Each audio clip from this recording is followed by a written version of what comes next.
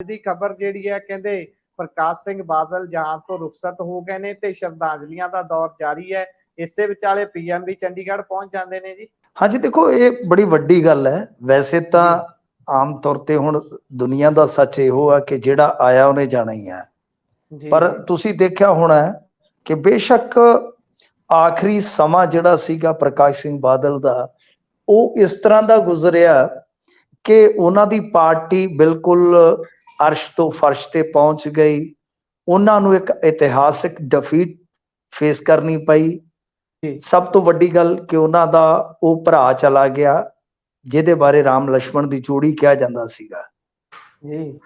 ਤਾਂ ਮਤਲਬ ਕਿ ਆਖਰੀ ਸਮੇਂ ਦੇ ਵਿੱਚ ਖਾਸੀਆਂ ਸੱਟਾਂ ਲੱਗੀਆਂ।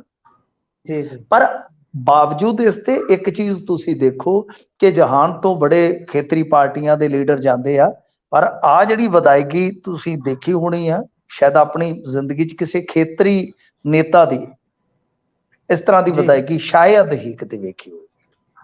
ਤਾਂ ਅੱਜ ਪ੍ਰਧਾਨ ਮੰਤਰੀ ਖੁਦ ਆਏ ਨੇ, ਓਮ ਪ੍ਰਕਾਸ਼ ਚੌਟਾਲਾ ਉਹ ਤੇ ਚਲੋ ਇਹਨਾਂ ਦੇ ਕਹਿ ਲਓ ਕਿ ਬਹੁਤ ਅਜ਼ੀਜ਼ ਨੇ, ਆਪਣੇ ਇਹਨਾਂ ਦੇ ਪਰਿਵਾਰਕ ਰਿਸ਼ਤੇ ਨੇ, ਹੋਰ ਬਹੁਤ ਸਾਰੇ ਨੇਤਾ ਪਹੁੰਚੇ ਆ। ਇਹ ਹਿਸਾਬ ਲਾ ਲਓ ਕਿ ਅੱਜ ਦਾ ਸੰਸਕਾਰ ਦਾ ਟਾਈਮ ਸੀਗਾ ਬਾਦਲ ਪਿੰਡ ਦੇ ਵਿੱਚ ਦਿੱਤਾ ਹੋਇਆ, ਤਾਂ ਹੁਣ 24 ਘੰਟੇ ਲੇਟ ਕੀਤਾ ਗਿਆ। ਕਾਰਨ ਇਹੀ ਹੈ ਕਿ ਪ੍ਰਧਾਨ ਮੰਤਰੀ ਨੇ ਆਉਣਾ ਸੀ, ਫਿਰ ਉਹ ਪ੍ਰੋਗਰਾਮ ਬਣ ਗਿਆ। ਫਿਰ ਇਸ ਤੋਂ ਇਲਾਵਾ ਰਸਤੇ ਦੇ ਵਿੱਚ ਵੀ ਜਿੱਥੋਂ ਇਹ ਮ੍ਰਿਤਕ ਦੇਹ ਗੁਜ਼ਰੀ, ਪਾਰਥਿਵ ਸਰੀਰ ਗੁਜ਼ਰਿਆ, ਉੱਥੇ ਲੋਕ ਜਿਹੜੇ ਸ਼ਰਧਾਂਜਲੀਆਂ ਵਾਸਤੇ ਉਮੜੇ। ਇਹ ਕਿਤੇ ਨਾ ਕਿਤੇ ਕਹਿ ਲਓ ਕਿ ਇਹ ਪ੍ਰਕਾਸ਼ ਸਿੰਘ ਬਾਦਲ ਹੋਰਾਂ ਦੀ ਆਪਣੀ ਕਮਾਈ ਆ। ਤੇ ਜਿਹੜੀ ਗੱਲ ਹੈਗੀ ਆ ਨਾ ਕਿ ਹੁਣ ਪ੍ਰਧਾਨ ਮੰਤਰੀ ਇੱਥੇ ਪਹੁੰਚਿਆ, ਦੇਖੋ ਇਹਦੇ ਪਿੱਛੇ ਇੱਕ ਤਰ੍ਹਾਂ ਨਾਲ ਕਹਿ ਲਓ ਕਿ ਭਾਰਤੀ ਜਨਤਾ ਪਾਰਟੀ ਨੇ ਅਹਿਸਾਨ ਚੁਕਾਇਆ। ਵੈਸੇ ਤਾਂ ਇਹੋ ਜਿਹੇ ਸਮਿਆਂ ਤੇ ਕੋਈ ਅਹਿਸਾਨ ਚੁਕਾਉਣ ਵਾਲੀ ਗੱਲ ਨਹੀਂ ਹੁੰਦੀ, ਪਰ ਉਹ ਜਿਹੜਾ ਪ੍ਰਕਾਸ਼ ਸਿੰਘ ਬਾਦਲ ਨੇ ਅਹਿਸਾਨ ਕੀਤਾ ਸੀਗਾ, ਇਹ ਚਾਹ ਕੇ ਵੀ ਭੁੱਲ ਨਹੀਂ ਸਕਦੇ। ਬੇਸ਼ੱਕ ਇੱਥੋਂ ਦੇ ਲੋਕਲ ਲੀਡਰ ਕੁਛ ਕਹੀ ਜਾਣ, ਕੁਛ ਗੱਲਾਂ ਕਰੀ ਜਾਣ। ਗੱਲ ਇਹ ਸੀ ਕਿ ਖੁਦ ਨਿਤਿਸ਼ ਕੁਮਾਰ ਜਦੋਂ ਇੱਥੇ ਆਇਆ ਸੀਗਾ, 2009 ਦੀ ਗੱਲ ਆ, ਲੁਧਿਆਣੇ ਰੈਲੀ ਰੱਖੀ ਹੋਈ ਸੀਗੀ। ਤਾਂ ਗੱਲ ਇਹ ਹੋਈ ਸੀਗੀ ਕਿ ਉਸ ਵੇਲੇ ਨਿਤਿਸ਼ ਤੇ ਨਰਿੰਦਰ ਮੋਦੀ ਦਾ 36 ਦਾ ਅੰਕੜਾ ਸੀ। ਨਿਤਿਸ਼ ਨੇ ਆਖਿਆ ਕਿ ਇਹਨੂੰ ਥੱਲੇ ਲਾਓ, ਮੈਂ ਫੇਰ ਆਉਣਾ ਮੰਚ ਤੇ।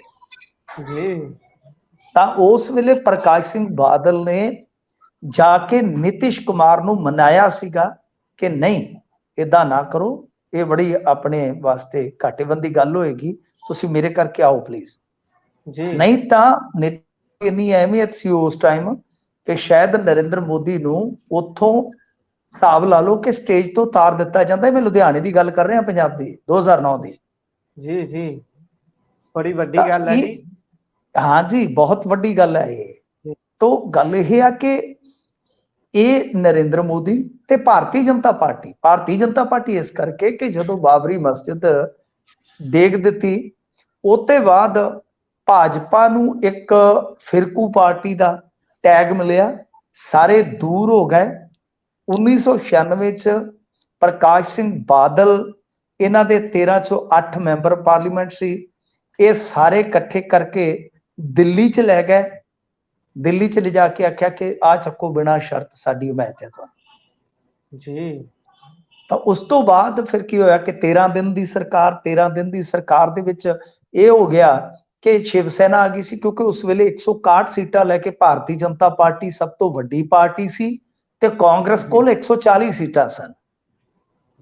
ਤਾਂ ਇਸ ਤਰ੍ਹਾਂ ਇੱਕ ਗੱਠਜੋੜ ਬਣ ਗਿਆ। ਹਾਲਾਂਕਿ 13 ਦਿਨ ਦੀ ਸਰਕਾਰ ਸੀ। ਉਸ ਉਪਰੰਤ ਜਿਹੜੀ 13 ਮਹੀਨਿਆਂ ਵਾਲੀ ਸਰਕਾਰ ਆਈ, ਕਿਉਂਕਿ ਇਸ ਦਰਮਿਆਨ ਦੇਵਗੌੜਾ ਵੇਲੇ ਕਿਤੇ ਨਾ ਕਿਤੇ ਅਕਾਲੀਆਂ ਕੋਲ ਮੌਕਾ ਸੀਗਾ ਕਿ ਸੰਯੁਕਤ ਮੋਰਚੇ ਨੂੰ ਸਪੋਰਟ ਕਰਕੇ ਤੇ ਆਪਾਂ ਕੁਛ ਨਾ ਕੁਛ ਵਿੱਚੋਂ ਲੈ ਲਈਏ, ਪਰ ਪ੍ਰਕਾਸ਼ ਸਿੰਘ ਬਾਦਲ ਨੇ ਕਿਹਾ ਕਿ ਨਹੀਂ, ਆਪਾਂ ਕਾਂਗਰਸ ਵੱਲ ਨਹੀਂ ਜਾਣਾ ਕਿਉਂਕਿ ਕਾਂਗਰਸ ਸਮਰਥਨ ਕਰ ਰਹੀ ਹੈ। ਤਾਂ ਇਹਨਾਂ ਨੇ ਮਤਲਬ ਕਿ ਉੱਥੋਂ ਹੀ ਜਿੱਦਾਂ ਕਹਿ ਲਓ ਕਿ ਮਜ਼ਬੂਤ ਐਨਡੀਏ ਦਾ ਇੱਕ ਮੁੱਢ ਵੱਜਾ। तो इस करके प्रधानमंत्री जे तुसी देखो कि बहुत महत्वपूर्ण मौकों ते, क्योंकि हुण देखो शंघाई कोऑपरेशन दी गा मीटिंग है, बड़े महत्वपूर्ण मुल्कां दे इन्हां वास्ते आ रहे ने मंत्री साहबान, तैयारियां हो रही ने, होर बहुत काम सी, होर बहुत रुझेवें ने, ਕਰਨਾਟਕ ਚ ਇਲੈਕਸ਼ਨ ਚੱਲ ਰਿਹਾ ਤਾਂ ਅਜਿਹੇ ਚ ਪ੍ਰਧਾਨ ਮੰਤਰੀ ਦਾ ਕੰਮ ਛੱਡ ਕੇ ਆਉਣਾ ਕਿਤੇ ਨਾ ਕਿਤੇ ਇਹ ਸਮਝਿਆ ਜਾਏਗਾ ਕਿ ਪ੍ਰਕਾਸ਼ ਸਿੰਘ ਬਾਦਲ ਹੋਰੀ ਜਿਨ੍ਹਾਂ ਨੇ ਇਹ ਗੱਠਜੋੜ ਕਰਕੇ ਇੱਕ ਵੇਲੇ ਤਾਂ ਬਹੁਤ ਕੁਝ ਹਾਸਲ ਕੀਤਾ, ਕਿਉਂਕਿ 98 ਚ ਜਦੋਂ 13 ਮਹੀਨਿਆਂ ਦੀ ਸਰਕਾਰ ਸੀਗੀ ਤਾਂ ਉਸ ਵੇਲੇ ਕੀ ਹੋਇਆ ਸੀਗਾ ਕਿ ਬਈ ਇੱਕ ਸਿੱਖ ਲੀਡਰ ਨੇ ਵਿੱਚ ਪੈ ਕੇ, ਕਿਉਂਕਿ ਉਦੋਂ ਅਕਾਲੀਆਂ ਦੀਆਂ ਸੀਟਾਂ ਘਟ ਗਈਆਂ ਸੀ, ਸ਼ਾਇਦ 3-4 ਰਹਿ ਗਈਆਂ ਸੀਗੀਆਂ ਜੀ, ਤਾਂ ਵਾਜਪਾਈ ਨੇ ਕਿਹਾ ਕਿ ਅਸੀਂ ਬਹੁਤ ਦਲਾਂ ਨੂੰ ਬਈ ਦੇਣੇ ਆ, ਮੰਤਰਾਲੇ ਦੇਣੇ ਆ, ਅਕਾਲੀਆਂ ਦਾ ਕੋਈ ਮੰਤਰੀ ਨਹੀਂ ਬਣ ਸਕਦਾ। ਤਾਂ ਪ੍ਰਕਾਸ਼ ਸਿੰਘ ਬਾਦਲ ਨੇ ਇੱਕ ਸਿੱਖ ਲੀਡਰ ਦੇ ਜ਼ਰੀਏ ਆਪਣੇ ਮੁੰਡੇ ਵਾਸਤੇ ਸੀਟ ਉੱਥੇ ਪੱਕੀ ਕਰ ਲਈ ਸੀ ਵਜ਼ਾਰਤ ਦੇ ਵਿੱਚ। ਤਾਂ ਇਹ ਚੀਜ਼ਾਂ ਤਾਂ ਗਾਂ ਜਾ ਕੇ ਨੁਕਸਾਨ ਵੀ ਹੋਇਆ ਇਹਨਾਂ ਨੂੰ, ਮਤਲਬ ਕਿ ਪੰਥਕ ਸਿਧਾਂਤਾਂ ਦੀ ਜਦੋਂ ਗੱਲ ਚੱਲਦੀ ਹੈ ਜਾਂ ਜਿਹੜਾ ਕੋਰ ਏਜੰਡਾ ਸੀ ਅਕਾਲੀ ਦਲ ਦਾ, ਜਦੋਂ ਉਹਦੀ ਗੱਲ ਚੱਲਦੀ ਹੈ ਤਾਂ ਇਹਦੇ ਵਿੱਚ ਫਿਰ ਗਾਂ ਘਾਟੇ ਵੀ ਆ ਜਾਂਦੇ ਨੇ। ਜੋ ਪ੍ਰਸ਼ਾਸਕੀ ਫੇਲੀਅਰਸ ਨੇ ਬਾਦਲ ਸਾਹਿਬ ਦੇ, ਖਾਸ ਤੌਰ ਤੇ 2012 ਤੋਂ 17 ਦੇ ਟਰਮ ਦੇ ਦੌਰਾਨ, ਉਹ ਤੇ ਸਭ ਕੁਝ ਹੈਗਾ ਹੀ ਔਨ ਰਿਕਾਰਡ ਹੈ। ਸੋ ਪ੍ਰਧਾਨ ਮੰਤਰੀ ਦੀ ਜਿੱਥੋਂ ਤੱਕ ਤੁਸੀਂ ਗੱਲ ਕੀਤੀ ਹੈ ਤਾਂ ਉਹ ਮੈਂ ਤੁਹਾਨੂੰ ਦੱਸਿਆ ਕਿ ਉਹਦੇ ਆਉਣ ਦੇ ਪਿੱਛੇ ਬਹੁਤ ਵੱਡੇ ਕਾਰਨ ਨੇ ਜਿਹੜੇ ਸ਼ਾਇਦ ਅੱਜ ਦੀ ਪੀੜ੍ਹੀ ਨੂੰ ਨਹੀਂ ਪਤਾ ਹੋਣਗੇ, ਪਰ ਦਰਅਸਲ ਨਰਿੰਦਰ ਮੋਦੀ ਤੇ ਵੀ ਉਸ ਦਿਨ ਅਹਿਸਾਨ ਕੀਤਾ ਇੱਕ ਤਰ੍ਹਾਂ ਨਾਲ ਪ੍ਰਕਾਸ਼ ਸਿੰਘ ਬਾਦਲ ਨੇ, ਨਹੀਂ ਤਾਂ ਉੱਥੋਂ ਉਹਨਾਂ ਨੂੰ ਜਲੀਲ ਹੋ ਕੇ ਨਿਕਲਣਾ ਪੈਣਾ ਸੀਗਾ, ਕਿਉਂਕਿ ਉਸ ਟਾਈਮ ਨਿਤਿਸ਼ ਕੁਮਾਰ ਬਹੁਤ ਵੱਡਾ ਚਿਹਰਾ ਸੀਗਾ। ਸੋ ਇਹ ਗੱਲਾਂ ਬਾਤਾਂ ਆ। ਬਾਕੀ ਬਈ ਦੇਖੋ, ਮੈਂ ਹਮੇਸ਼ਾ ਜਿਹੜਾ ਵੀ ਬੰਦਾ ਸ਼ਾਸਕ ਹੁੰਦਾ ਹੈ ਉਹਦੇ ਬਾਰੇ ਮੇਰਾ ਨਜ਼ਰੀਆ ਕਲੀਅਰ ਹੁੰਦਾ ਹੈ ਕਿ ਉਸਨੇ ਜੇ ਰਾਜ ਕੀਤਾ ਉਹਦੇ ਚ ਉਹਨੂੰ ਸਫਲਤਾ ਵੀ ਮਿਲੀ ਹੋਏਗੀ, ਅਸਫਲਤਾ ਵੀ ਮਿਲੀ ਹੋਏਗੀ, ਉਹਦੇ ਚ ਉਹਨੂੰ ਆਲੋਚਨਾ ਵੀ ਮਿਲਣੀ ਹੈ, ਸਿਫਤ ਵੀ ਮਿਲਣੀ ਹੈ, ਟ੍ਰੋਲਿੰਗ ਵੀ ਕਰੀ ਜਾਂਦੇ ਆ ਲੋਕ ਤੇ ਸਮਰਥਨ ਵੀ ਕਰੀ ਜਾਂਦੇ, ਸਾਰੀਆਂ ਚੀਜ਼ਾਂ ਨਾਲੋਂ ਨਾਲ ਚੱਲਦੀਆਂ ਨੇ। ਖੈਰ, ਕੱਲ ਨੂੰ 12-1 ਵਜੇ ਉਹਨਾਂ ਦਾ ਸੰਸਕਾਰ ਹੋਏਗਾ। ਬਾਗ ਉਹੀ ਹੋਏਗਾ ਜਿਹਦੇ ਵਿੱਚ ਉਹ ਅਕਸਰ ਜਾਇਆ ਕਰਦੇ ਸਨ ਤੇ ਬੜਾ ਉਹਨਾਂ ਦਾ ਜੀ ਲੱਗਦਾ ਸੀਗਾ ਖੇਤਾਂ ਦੇ ਵਿੱਚ, ਤਾਂ ਉਹ ਖੇਤਾਂ ਦੇ ਵਿੱਚ ਹੀ ਉਹਨਾਂ ਦੀ ਕੱਲ ਨੂੰ ਚਿਖਾ ਬਣਾਈ ਜਾਏਗੀ।